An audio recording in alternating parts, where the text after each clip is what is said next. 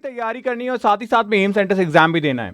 तो ध्यान से सुनो मेरी प्यारी छोटी बहनों और बच्चियों, एम्स के साथ में नीट या नीट के साथ में एम्स, क्या दोनों साइमल्टेनियसली हम क्रैक कर सकते हैं एक ही स्टडी करते हुए?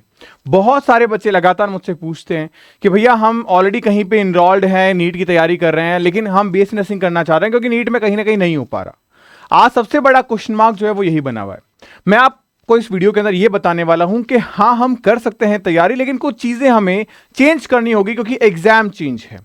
अब क्या चीजें चेंज है जो एग्जाम में चेंज है और जो हमें करना चाहिए हमारी स्टडी के दौरान, वो मैं आपको इस छोटे से वीडियो में बताने के लिए कोशिश करूंगा। तो इस वीडियो को पूरा एंड प्रॉपर देखिएगा अगर आप एक सीरियस स्टूडेंट हो, चाहे वो नीट के लिए, चाहे वो AIIMS BSc nursing entrance examination या एम्स पैरामेडिकल एंट्रेंस एग्जामिनेशन के लिए। तो मोस्ट वेलकम है आप सभी का एक बार फिर से एम्स नर्सिंग इंस्टीट्यूट के शानदार प्लेटफॉर्म पे, जहां पे मैं आपका मेंटर, आपका भाई, आपको प्रॉपर्ली हर एक चीज के लिए गाइड एंड काउंसलिंग प्रोवाइड करवाता हूं। स्टार्ट करेंगे सबसे पहले वीडियो को। आज जो हम डिस्कस करने वाले हैं वो है नीट वाले बच्चे क्या एम्स एंट्रेंस एग्जाम दे सकते हैं, और दे सकते हैं तो क्या वो क्रैक भी कर सकते हैं।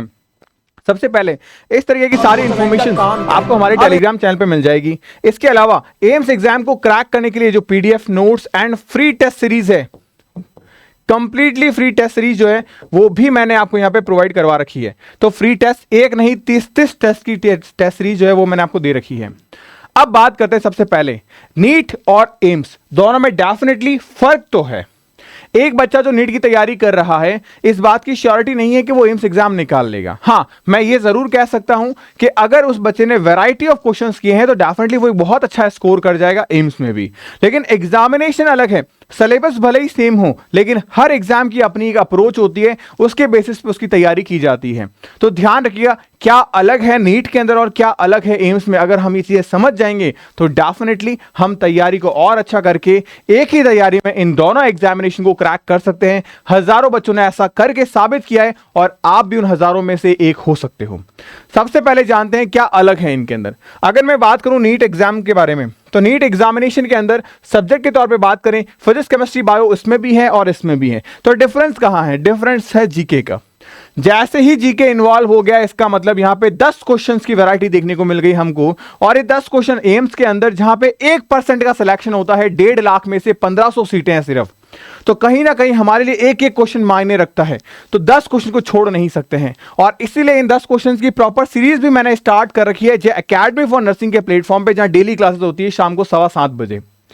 उसके बाद एग्जामिनेशन मोड, ये ऑफलाइन होता है और ये ऑनलाइन होता है। ये भी एक बहुत बड़ा मेजर डिफरेंस है। कुछ लोग इसमें डिसएडवांटेज फील करते हैं और कुछ एडवांटेज ये है कि आप यहां पे टाइम सेव कर लेते हो। आपको क्वेश्चंस कौन से बार बार देखने हैं, कौन से क्वेश्चंस को रिमार्क किया है, ये टाइम सेव हो जाता है आपके पास में। पन्ने पलटने नहीं पड़ते, किन क्वेश्चंस को देखना है राउंड 2 के अंदर, किन क्वेश्चन को राउंड 3 में देखना है, ये आप इजीली आइडेंटिफाई कर पाते हो। एमसीक्यू के बारे में बात करें तो यहां पे भी एमसीक्यू और यहां पे भी एमसीक्यू। यहां आपका मार्किंग जो है वो 720 आउट ऑफ है और यहां पे 100 आउट ऑफ है। डेफिनेटली नंबर ऑफ क्वेश्चंस कम है तो टाइम ड्यूरेशन भी कम होगा, यहाँ 3 घंटे 20 मिनट का और यहाँ पे 2 घंटे का। हालांकि अभी एग्जामिनेशन पेपर पैटर्न चेंज हुआ है तो अब आपको 3 घंटे ही मिल रहे हैं। नेगेटिव मार्किंग यहाँ पे आपकी -1 है तो यहाँ पे -1/3 है। तो नेगेटिव मार्किंग दोनों में चाहे कितनी भी हो इससे फर्क नहीं पड़ता, क्योंकि हम नेगेटिव मार्किंग को कम से कम करना चाहते हैं, ना कि ये सोचे कि कम है तो चलो ज्यादा तुक्का लगा दिया। उसके बाद में डिफिकल्टीज लेवल, सबसे इंपॉर्टेंट जो मेजर चीजें जो मैंने हाईलाइट की है वो यही है, डिफिकल्टी लेवल। अगर नीट के बारे में बात करें तो नीट में यहां पे मेडिकल एंट्रेंस एग्जामिनेशन कहीं ना कहीं एमबीबीएस है, तो इस पे फोकस थोड़े ज्यादा होते हैं। तो कहीं ना कहीं क्वेश्चन का लेवल इजी रहता है, लेकिन कॉन्सेप्ट की जो लैंग्वेज है उसको बहुत अच्छे से मॉडरेट एंड मैनिपुलेट किया जाता है ताकि बच्चा गलती करने के चांसेस इंक्रीज हो जाए। वहीं एम्स में बात करें तो मॉडरेट आते हैं, कॉन्सेप्चुअल आते हैं, एनालिटिकल क्वेश्चन आते हैं, लेकिन इतनी ज्यादा यहां पे जो लैंग्वेज के अंदर चेंजेस है वो देखने को नहीं मिलते, डायरेक्ट टू हिट करते हैं एनसीईआरटी से। उसके बाद हम बात करें प्रिपरेशन के अप्रोच पे कि हमने पेपर के लेवल के डिफरेंसेस देख लिए। प्रिपरेशन के अप्रोच पे बात करें तो नीट के अंदर आपको फोकस करना है डीप कॉन्सेप्ट पे, अंदर डेप्थ में क्वेश्चन जो पूछे गए वहां पे अंडरस्टैंडिंग बिल्ड करनी है अपने कॉन्सेप्ट्स के साथ में, एंड एनसीईआरटी बेस्ड स्टडी ही करनी है, क्योंकि यहां पे भी एनसीईआरटी और यहां पे भी एनसीईआरटी है। और हाई स्पीड एक्यूरेसी होनी चाहिए, क्योंकि 200 क्वेश्चंस को यानी 1 मिनट 1 क्वेश्चन सॉल्व भी करना है और ओएमआर भी भरनी है। ये स्पीड एक्यूरेसी यहां चाहिए, वो भी ओएमआर के अंदर। सीबीटी का एडवांटेज मिल जाता है कि हमारा टाइम सेव हो जाता है, एक क्लिक किया ओएमआर पढ़ने की झंझट खत्म हो गई। एम्स के अंदर हम बात करें तो जीके हमारे लिए एक बेनिफिशियल सब्जेक्ट हो सकता है, क्योंकि यहां पे जीके बहुत इजी और बहुत आसान पूछा जाता है। बहुत अच्छे तरीके से आप जीके को परफॉर्म कर सकते हो। 10 में से करीब 7 से 8 क्वेश्चन इतने ज्यादा बेसिक होते हैं कि अगर आपने रैंडम, जैसे मैं बात करूं एम्स के जीके को लेके, तो जनरली गर्ल्स ही इसका एग्जाम देती है, लेकिन आप यकीन मानिए अगर बॉयज एग्जाम देते हैं तो एम्स जीके के करीब करीब 6 से 7 क्वेश्चन वो बिना पढ़ के करके आते।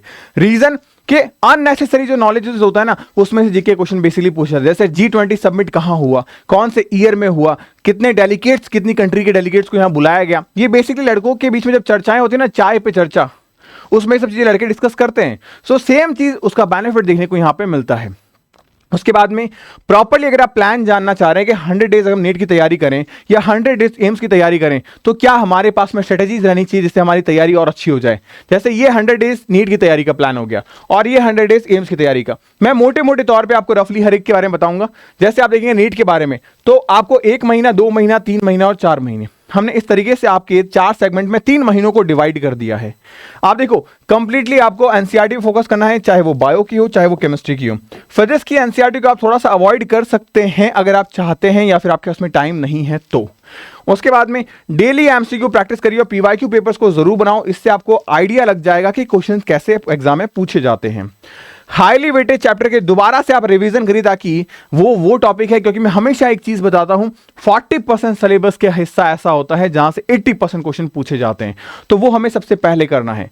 उसके बाद में कंप्लीट सिलेबस के आप मॉक टेस्ट पेपर लगाइए, क्योंकि ये बहुत ज्यादा जरूरी है आपके लिए, क्योंकि मॉक टेस्ट पेपर आपको रियल एग्जामिनेशन का फील करवाते हैं।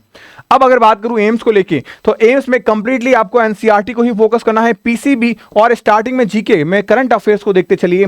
2024 के अंदर जो पेपर की पैटर्न को, अप्रोच को चेंज किया गया, जहां पे आपसे जीके के अंदर मैथमेटिकल क्वेश्चन पूछे गए, रीजनिंग के क्वेश्चंस पूछे गए, तो इनको थोड़ा सा आप देख के जाइए।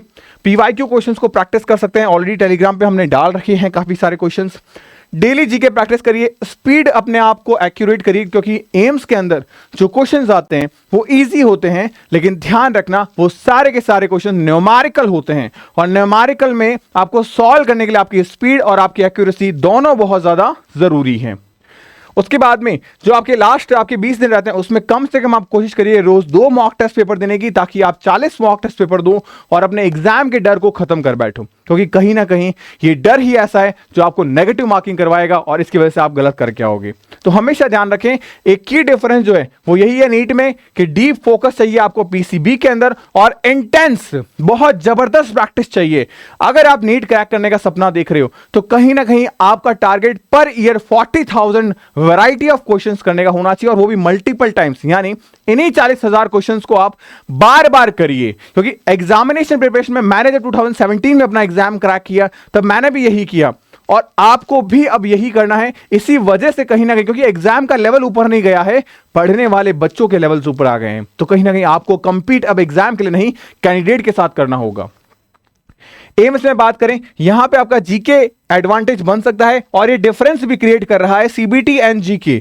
तो रिक्वायर्ड बॉर्डर लाइन के जितने भी कॉन्सेप्ट्स, जितने भी जीके के चीजें हैं, उन सबको क्लियर करो और यहां पे एमसीक्यू प्रैक्टिस पे फोकस करिए।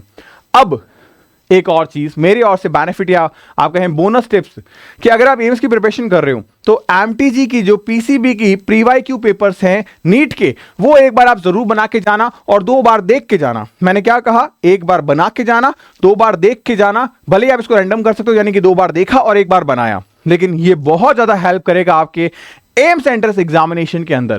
तो होपफुली ये वीडियो आपके लिए बहुत हेल्पफुल रहेगा, जो अभ्यर्थी, जो बच्चे एम्स की तैयारी कर रहे हैं, नीट की तैयारी कर रहे हैं और साथ साथ पैरामेडिकल की तैयारी कर रहे हैं। तो आप डिमोटिवेट मत हो, आप एक ही तैयारी से दोनों एग्जाम को क्रैक कर सकते हो। बस जो डिफरेंस है वो है लेवल ऑफ क्वेश्चंस का। आप चाहिए तो आप रैंक टेस्ट सीरीज ज्वाइन करो, आप चाहो तो किसी ऐसे प्लेटफॉर्म पे ज्वाइन हो जाओ जहां पे दोनों लेवल के क्वेश्चंस आपको देखने को मिलते हैं, ताकि आपके सिलेक्शन के लिए जो कॉमन सिलेबस है उससे आप क्वेश्चंस को सेग्रीगेट कर पाओगे और अपने सिलेक्शन को हासिल कर पाओगे। तो मिलते हैं नेक्स्ट वीडियो में, तब तक के लिए गुड बाय। पढ़ते रहिए, मुस्कुराते रहिए, स्टे हैप्पी, स्टे ब्लेस्ड।